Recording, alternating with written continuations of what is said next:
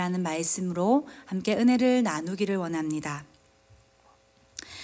1990년대 우리나라 최고의 국민 여배우인 최진 씨를 혹시나 기억하시는지요? 청순함과 상큼 발랄함을 다 가진 여배우로 당대 최고의 스타였습니다. 당시 대중들에게는 그 어떤 배우보다도 더 많은 사랑을 받은 그녀는 누구보다도 행복했어야 하고, 또 그녀는 세기의 결혼이라며 최고의 스포츠 선수와 결혼했지만, 그러나 마냥 행복할 것만 같았던 부부의 관계는 좋지 않았습니다. 그리고 그 관계는 점점 더 악화가 되어서 결국에는 부부간 관계의 불화를 시작으로 해서 그녀의 생도 마감하게 되고, 또 심지어 남편 역시도 인생의 종지부를 찍었어야만 했습니다. 인간의 행복이란 어디서부터 출발할까요? 풍부한 물질, 꿈의 성취, 건강 등을 생각할 수도 있지만 저는 관계에서부터 시작된다라고 말씀드리고 싶습니다.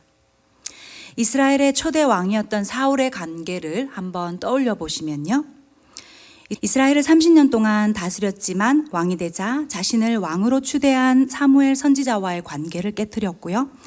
또 다윗과 결혼했던 자신의 딸 미갈도 다른 사람에게 억지로 줘버려서 딸과의 관계도 어색해졌고 서먹해졌습니다. 또 사위 다윗과의 관계는 아예 끊어버렸고, 아들 요나단도 수차례 죽이려고 하면서 아들과의 관계도 악화되었습니다.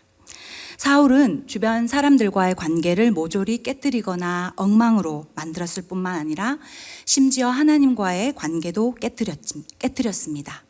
그는 왕이었지만 마지막 순간까지도 관계를 깨뜨리거나 끊어버림으로 그의 인생의 불행의 그림자는 계속되었습니다.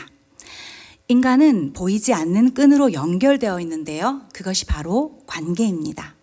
그리고 그 관계를 친밀하게 만드는 것이 우리의 몫인데요. 그러나 안타깝게도 오늘날 현대인들은 핸드폰이나 컴퓨터 등 기계와는 친하지만 사람과의 관계는 친숙하게 하기보다는 소극적이고 이어진 관계마저도 소홀해질 때가 많습니다. 그런데 사실 엄밀히 깊이 생각해 보면 우리의 모든 만남을 주선하시는 분은 하나님이십니다. 만남을 발전시켜서 좋은 관계로 유지하는 것은 우리의 몫이지만 우리는 우리의 만남을 주선하시는 분이 누구이신지를 정확히 알아야 한다는 것입니다. 그러니까 우리의 모든 만남을 조성해 주시는 분이 하나님이심을 알고 하나님 앞에서 우리의 관계를 잘 발전시켜서 그것이 우리의 자산과 행복의 밑거름이 됨을, 또 우리에게 축복이 됨을 알아야 한다는 것입니다. 코로나로 인해서 부정적인 영향 중 하나는 고립으로 인한 인간관계 약화이죠. 그런데 역으로 생각해 보면은요, 오히려 가족과 함께할 시간이 많기 때문에 이 시간들을 통해서 가족들과 더 진실하게 소통하고, 또 가정 안에서 타인과 더불어서 친밀한 관계를 맺을 줄 아는 지혜나 인품을 공유해 보시면 어떨까요? 코로나 시대를 맞이하여서 고립으로 소통이 단절된들 하지만 반대로 긍정적으로 보면 지금 나에게 있어서 가장 친밀한 관계, 최고로 맺어야 할 관계가 누구와의 관계임을 확인해 볼 수 있는 아주 좋은 기회입니다. 우리 삶에 있어서요, 에너지와 용기, 아름다운 관계의 열매를 주기 위한 가장 중요한 관계는 바로 하나님과의 관계입니다. 하나님과의 관계가 최우선을 두고 아버지와의 관계가 친밀해지고 깊어지면 우리가 이 세상을 살아가는 데 있어 엄청난 지혜와 풍성한 힘을 얻게 된다는 것입니다. 그런데요, 많은 사람들이 하나님과의 관계보다는 다른 것에 마음을 빼앗기기 쉽습니다. 그러나 삶의 기반은요, 하나님과의 탄탄한 관계에서부터 갖추어집니다. 풍족한 아버지의 품을 떠나서 세상으로 가버린 탕자가요, 아버지와의 단절된 삶을 살면서 처량한 신세가 되었을 때, 그때서야 탕자는 자신을 돌아보며 아버지와의 관계를 다시 단절되었을 때 자신이 얼마나 비참한지를 알았습니다. 이처럼 우리는 하나님 품 안에서 하나님 아버지와의 친밀한 관계 속에서의 부요함을 누릴 때 우리가 형통할 수 있는 것입니다. 우리가 하나님과의 관계가 단절되어 버리면요, 무엇보다 영적인 공급을 받지 못하죠. 그래서 갈증이 찾아옵니다. 영적으로 갈증이 찾아오고 기쁨과 감사와 그리고 만족이 사라집니다. 우리 피부에도 수분 공급을 하지 못하면 심히 건조하고 당기게 되지요. 기초 화장품을 바르는 이유는 건조함을 막기 위함입니다. 즉, 우리가 아버지께로부터 은혜의 공급을 받지 못하면 영적인 탈수가 오게 되고, 하나님과의 관계가 끊어지면 하나님이 부어주시는 은혜를 공급받지 못하게 됩니다. 그러면 구원의 행복은 물론이고 삶의 행복도 누릴 수 없습니다. 그런데 안타깝게도 코로나 시대를 맞이해서 정말 많은 성도들이 이 소중한 하나님과의 관계를 끊었거나 멀리 한다고 합니다. 마치 불신자처럼 하나님과의 관계를 단절하고 하나님의 은혜를 상실하며 살아갑니다. 너무 안타깝고 불행하죠. 그런데 오늘 본문으로 이제 한번 들어가 보면은요, 신비할 만큼 성부 하나님 아버지와 또 성자 예수님의 관계가 아주 친밀하다고 볼 수 있습니다.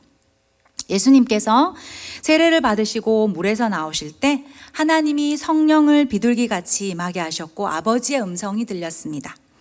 이는 내 사랑하는 아들이요 내 기뻐하는 자라. 하나님께서 아들 예수님께 공적으로 사랑하는 아들, 기뻐하는 아들이라고 말씀하신 것입니다.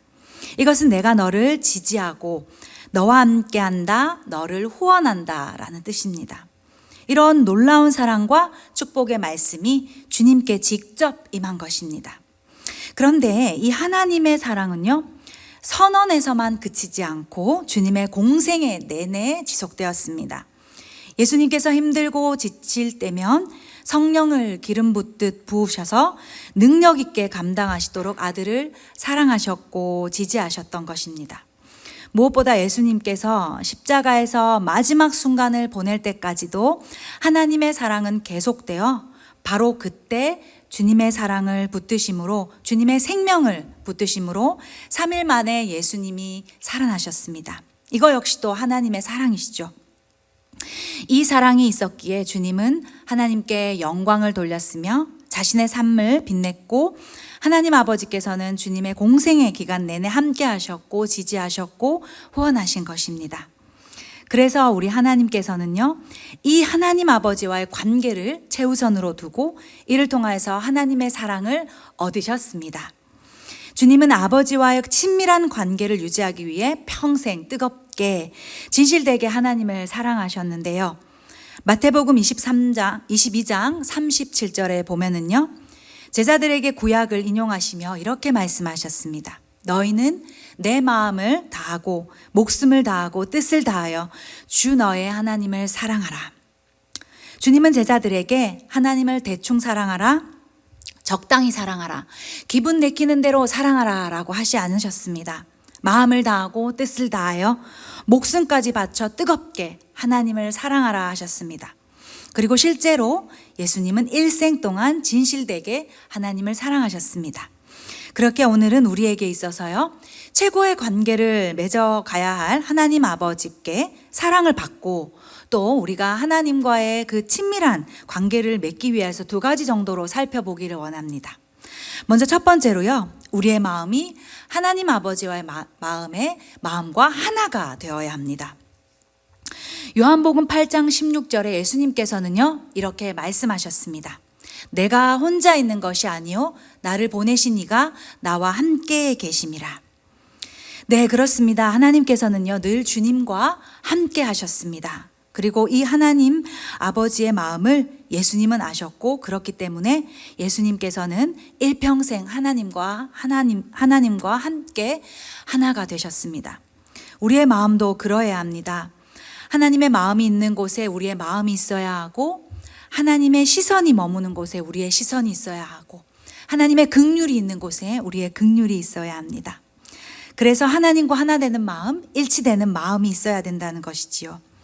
하나님과 예수님은 늘 같은 마음이셨고 주님의 생각과 뜻이 하나님과 하나셨기에 주님의 마음을 보는 것이 하나님의 마음을 보는 것입니다. 그러므로 우리가 사랑하는 대상에 있어서 진정으로 깊이 친밀한 관계를 맺으려면요, 하나가 되어야 합니다.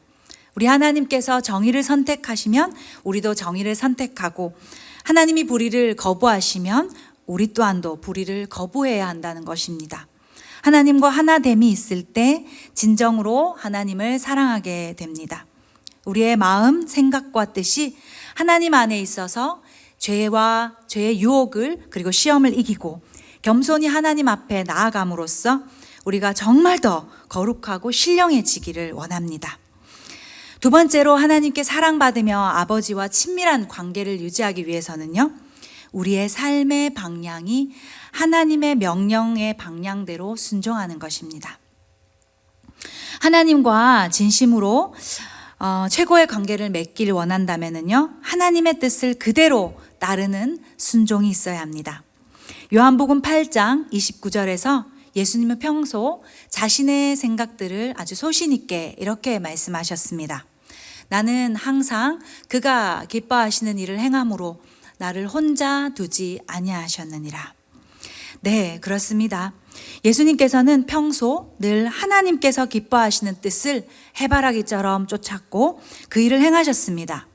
공생의 시작과 함께 온 인류를 구원하려는 하나님의 뜻대로 사셨기에 단 한 번도 하나님의 뜻에서 이탈하시지 않으셨습니다. 그리고 그 순종이 하나님께 사랑받는 비결이자 하나님과의 관계를 지속하는 비결이었습니다.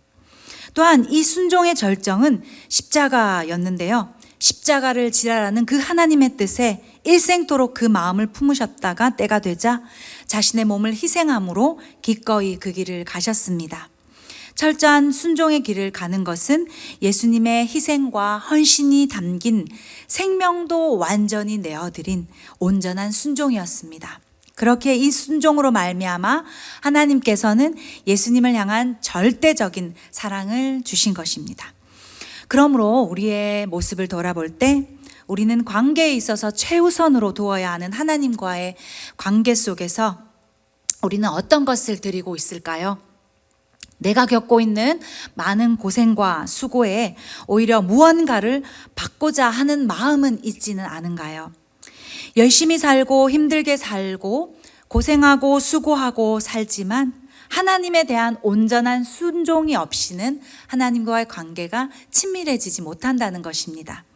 그렇게 나의 자아부터 시작하여서 내 모든 것을 완전히 꺾어드리는 참된 순종으로 말미암아 나의 생명조차도 드릴 수 있는 내 모든 것을 하나님 아버지께 맡겨드리는 신앙으로 무장할 때 오히려 그 속에서 하나님 아버지의 사랑으로 살려주심을 우리가 믿으시기를 간절히 소원합니다. 만약 내 생명조차 아끼지 않는 사랑을 하나님께 드린다면 더 이상 무슨 사랑의 확증이 필요할까요? 이 사랑과 순종의 길을 갈 때 이것이 하나님과 우리의 관계를 묻게 합니다. 이러한 믿음으로 산다면 코로나가 아무리 극심해도 우리의 마음은 빼앗기지 않을 것이며 우리가 승리하게 될 줄 믿습니다. 자신의 목숨보다 하나님과의 관계를 끝까지 택한 노아, 아브라함, 요셉, 하나님과의 관계를 위하여서 순종을 선택한 모세 등 수많은 믿음의 사람들처럼 생명 다해 하나님을 사랑할 때 그 누구도 우리를 하나님의 사랑에서 끊을 수 없음을 믿습니다. 그래서 하나님께서는 일찍이 시편 91편 14절에서 우리에게 약속하셨습니다. 말씀을 함께 읽고 이제 말씀을 마무리할게요. 하나님이 이르시되 그가 나를 사랑한즉 내가 그를 건지리라. 그가 내 이름을 안즉 내가 그를 높이리라. 아멘.